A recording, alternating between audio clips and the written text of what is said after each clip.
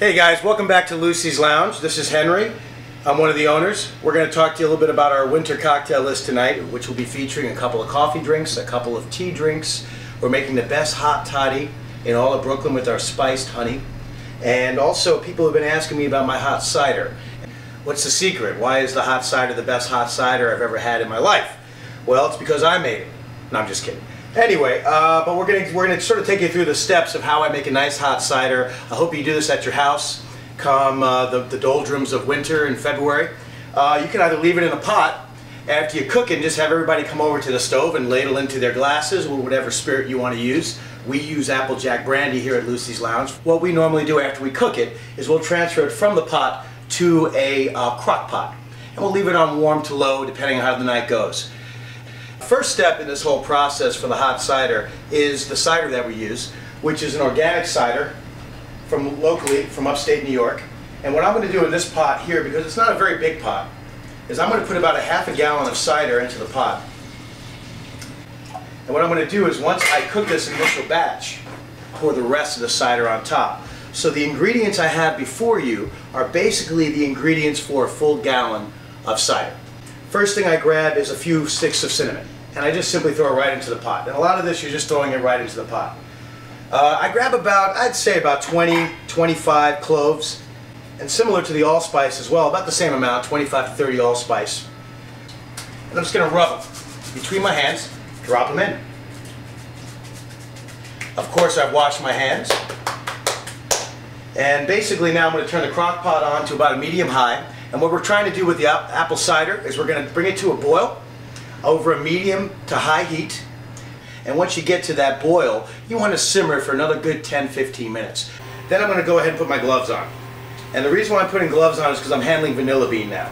And vanilla bean is a very sticky, it's kind of a pain in the butt to work with, but I think when you demystify how easy it is to handle, people will be more inclined to use it as opposed to just vanilla extract. There's nothing like the real deal, vanilla bean from Madagascar.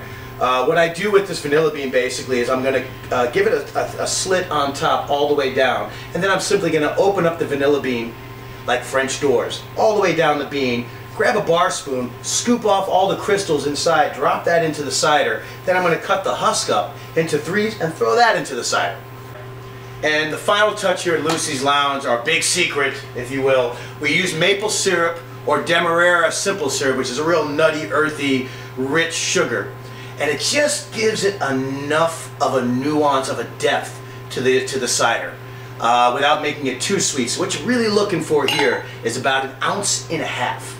So this is a 2-ounce jigger. I'm going to just go shy from the top.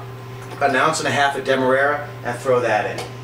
The cider came to a boil, and now it's been simmering for about 15 minutes, and it smells fantastic. And what I love about this hot cider is when you walk into the bar in the middle of winter, is there anything better than a smell than cinnamon and cloves, apple cider? So it really fills up the whole room with its flavor. Here at Lucey's Lounge, we got a bunch of goodies in here right now, and we want to make sure that we're not like putting this into people's glasses. The free-floating vanilla bean, allspice, clove, etc. So what we do at Lucey's Lounge is we use a little strainer. At home, feel free to just scoop it out and put it into the mug. You don't need to strain it out. But here at Lucey's Lounge, we want to control the drink a little bit more. You can see I've gone ahead and put about 1.5 ounces of Applejack Brandy in there. And keep in mind when you're ladling something out of a pot, in case you didn't know this little trick that I learned in a French restaurant many years back, is as you scoop out, touch the bottom of the ladle and it won't drip. Whoa. Except all over my board. You want to give yourself a little space, because what you don't want to do, unless you want to really taste more of the apple cider than the booze, I want a nice balance of alcohol and sweet. So I don't want to put it too high up in the glass. I'm putting this stuff right back into the pot, guys. And now for a garnish, what I'll do is I'll grab a couple of balls of allspice just to throw it in there because it looks cool. Maybe I'll throw a clove or two in there. Looks cool. But what we do here at Lucey's Lounge is we give you a little fresh green apple as a garnish. And if you were to go ahead and put these apples pre-cut into the cider, that's an option. It'll give you more of like an apple pie quality as the apples cook with the cider.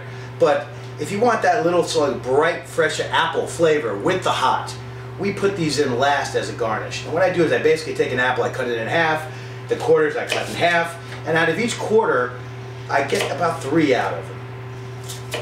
And then have fun.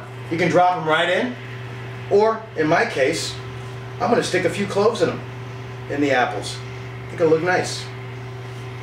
Yeah, it looks great.